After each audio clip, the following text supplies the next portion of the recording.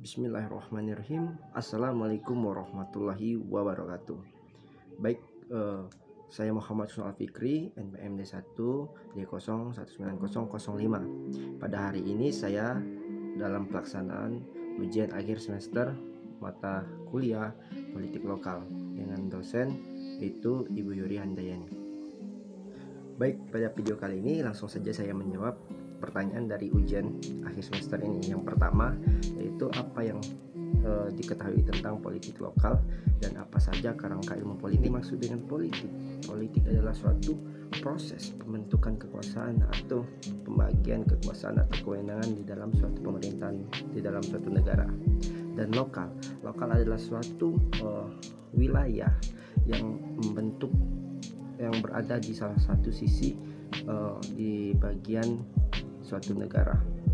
Jadi politik lokal adalah suatu kebijakan atau suatu proses pembentukan pemerintahan yang diatur oleh suatu daerah yang ada di suatu kawasan negara. Jadi dapat disimpulkan bahwa politik lokal adalah suatu aktivitas politik pada skala atau ruang lingkup yang terkecil dalam suatu tatanan negara atau biasanya kita kenal dengan pemerintahan daerah atau otonomi daerah. Dalam kerangka ilmu politik ada beberapa bagian dari kerangka dalam mempelajari ilmu politik.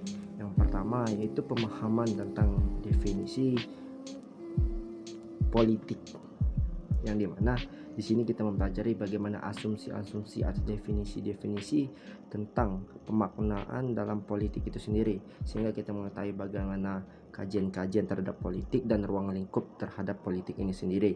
Dan yang kedua yaitu adalah pendekatan ilmu politik, di mana pendekatan ini adalah ada beberapa pendekatan. Yang pertama ada pendekatan institusionalisme, behavioralism, dan neo institusionalisme. Nah, di sini kita tujuannya itu adalah untuk menganalisis bagaimana fenomena-fenomena politik yang ingin kita kaji. Yang ketiga itu adalah konsep-konsep dalam mempelajari ilmu politik, di mana di politik ini ada beberapa konsep-konsep yang kita pelajari. Itu bisa jadi pertama ada bisa konsep tentang kenegaraan, kekuasaan, elit politik, di mana elit politik ini tentang kepentingan kelompok atau berbagai hak yang mementingkan suatu pemangku kebijakan gitu. Nah, di sini kita bisa tujuannya itu bisa membedakan apa saja menjadi konsep-konsep dalam bidang politik ini. Yang keempat ada pemikiran politik atau teori-teori dalam politik, di mana di sini kita bisa mempelajari bagaimana pembenaran itu terhadap proses dari politik itu, bagaimana mungkin dari era Yunani kuno, Romawi, abad Renaissance, modern, bahkan sampai dengan postmodern sehingga saat ini. Di sini kita mengetahui dasar bagaimana pembenaran berbagai tindakan-tindakan terhadap politik itu sendiri. Yang kelima itu adalah ideologi politik, di mana ideologi dalam politik ini bisa kita ketahui bersama itu ada ideologi kapitalisme, komunisme, liberalisme, sosialisme, feminisme, bahkan ada anarkisme. Nah, di sini kita bisa mengetahui bagaimana adanya alat pembentukan elit atau kelompok dalam bertindak pada proses politik itu sendiri. Dan yang keenam adalah itu sistem politik, di mana pada sistem politik ini seperti yang kita ketahui bersama itu ada sistem birokrasi, demokrasi, oligarki, otoriter, dan lain sebagainya. Nah, di sini kita bisa mengetahui bagaimana mekanisme dari suatu pemerintahan terhadap rakyat atau negara dalam suatu proses politik di dalam suatu negara. Nah, yang ketujuh itu adalah sistem pemerintahan. Pada politik ini kita bisa mengetahui bagaimana bentuk sistem pemerintahan. Di sini kita bisa mengetahui bagaimana sistem presidensial dan juga sistem parlemen, bahkan juga sistem lain-lainnya. Dan yang terakhir menurut saya yang saya ketahui itu adalah kerangka ilmu politik itu kita harus bisa mengetahui tentang mana bentuk-bentuk birokrasi. Nah, di sini berkaitan dengan politik, mengapa? Karena di sini juga dalam bentuk birokrasi ini tercantum itu ada pemangku dalam suatu tujuan untuk mewujudkan suatu tujuan negara. di mana di situ ada bentuk birokrasi tradisional, ada neo public management, neo public service, dan juga good governance dan sound governance. Nah, mungkin itu saja untuk jawaban dari nomor 1. Baik, nomor 2 itu identifikasi terhadap permasalahan terhadap praktik politik yang menjadi masih menjadi masalah menurut saya, yaitu yang pertama itu sosial kapital. Di sini bisa merusak suatu perpolitikan yang ada di Indonesia. Mengapa? Karena sosial kapital ini bisa menjadi suatu perusak di mana masyarakat yang pemilik modal itu menguasai perpolitikan atau kepentingan politik, sehingga masyarakat atau rakyat yang lainnya itu tidak mendapatkan pelayanan atau mendapatkan berbagai tujuan yang ingin diwujudkan secara bersama-sama.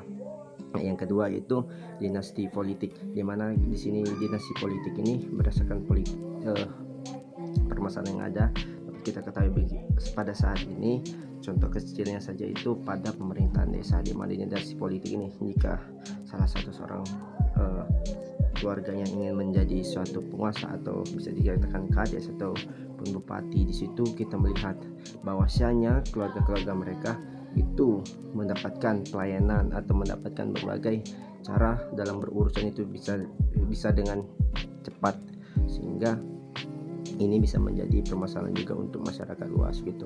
Mungkin itu saja untuk nomor 2. Permasalahan nomor 2 tadi itu saya mengambil ada 2 masalah, itu tentang masalah dinasti politik dan sosial kapitalis. Nah, di sini yang pertama yaitu tentang sosial kapitalis, di mana permasalahan ini muncul akibat adanya kepentingan kelompok untuk menguasai suatu kekuasaan tersebut, sehingga seorang atau pemilik modal kapitalis berbagai orang pemodal melakukan berbagai cara untuk mendapatkan suatu kekayaan tersebut. Nah, di sini bisa kita ketahui bersama itu adanya money politik dan lain sebagainya. Nah, disitulah salah satu munculnya sosial kapitalis, sehingga orang-orang pemilik modal itu bisa menguasai masyarakat kecil dengan cara memberikan berbagai uang dan lain sebagainya yang berupa material. Nah, selanjutnya apa solusi yang bisa kita lakukan untuk meminimalisir terhadap sosial kapitalisme? Yang pertama itu adalah penyadaran sosial atau bentuk sosialisasi kita kepada masyarakat betapa pentingnya demokrasi terhadap Indonesia, karena ini bukan hanya untuk sesaat tetapi untuk kita ke depannya begitu. Dan juga pentingnya bagaimana suara mereka untuk kedepannya, satu suara itu sangat penting gitu. Selanjutnya itu ada dinasti politik, di mana dinasti politik ini terjadi biasanya itu karena ingin mendapatkan kekuasaan dengan cara dengan cara turun temurun gitu. Nah, hal ini bagaimana kita untuk solusi terhadap dinasti politik, apalagi seperti yang kita ketahui di dinasti politik di Indonesia. Nah, hal ini biasanya terjadi itu akibat lemahnya pengawasan terhadap pemilihan gitu. Nah, untuk menjadikan solusinya itu adalah kita kembali menguatkan pengawasan terhadap pada pemilihan yang ada di Indonesia. Yang kedua itu kembali kita tegakkan kembali hukum yang setegak-tegaknya atau seadil-adilnya atau sebenar-benarnya, karena dapat kita ketahui hal ini terjadi karena masih lemahnya penegakan hukum yang ada di Indonesia. Dan yang ketiga itu adalah buruknya institusionalisasi parpol yang ada di Indonesia. Mungkin itu aja untuk nomor 4. Apa yang saya ketahui tentang teori Feuerbach dan juga teori dramaturgi. Dari Feuerbach atau teori kubus adalah salah satu teori kekuasaan yang relatif baru dalam ilmu politik. Karena mengapa ini merupakan teori sebagai penyempurna dari teori-teori 3 dimensi kekuasaan, di mana teori kekuasaan ini dipahami oleh sebagai kontrol atau dikenal sebagai kontrol seseorang atau kelompok terhadap orang atau kelompok lain. Sehingga di sini juga bisa terjadi juga berbagai konsep dialektika dalam kekuasaan politik di daerah. Nah, selanjutnya itu teori dramaturgi. Teori dramaturgi adalah suatu teori yang dimana kita ketahui berasal dari drama. Drama ini biasa kita kenal sebagai sandiwara. Nah, dimana sini teori dramaturgi adalah sandiwara kehidupan yang disajikan oleh manusia atau kelompok, yang dimana situasi dramatik ini yang seolah-olah terjadi di atas panggung sebagai ilustrasi untuk menggambarkan bagaimana individu atau kelompok-kelompok dan menjalankan berbagai mana kegiatan-kegiatan yang mereka lakukan di dalam kehidupan sehari-hari. Di sini menurut saya teori dramaturgi ini bisa jadi dikatakan baik di depan, namun ini sebagai kritik bagi saya, namun tidak baik jika di dalamnya. Mengapa saya katakan demikian? Karena mereka seolah-olah baik di atas panggung, soal menampilkan apa tujuan mereka itu terjalan dengan baik, lancar dan bagaimana dan tidak ada kendala. Namun tetapi itu kita tidak mengetahui bagaimana sesuatu itu berjalan apakah sesuai dengan realistis. Sehingga di sini kita tidak mengetahui juga sedangkan apakah di dalamnya atau di dalam suatu birokrasi atau tersebut itu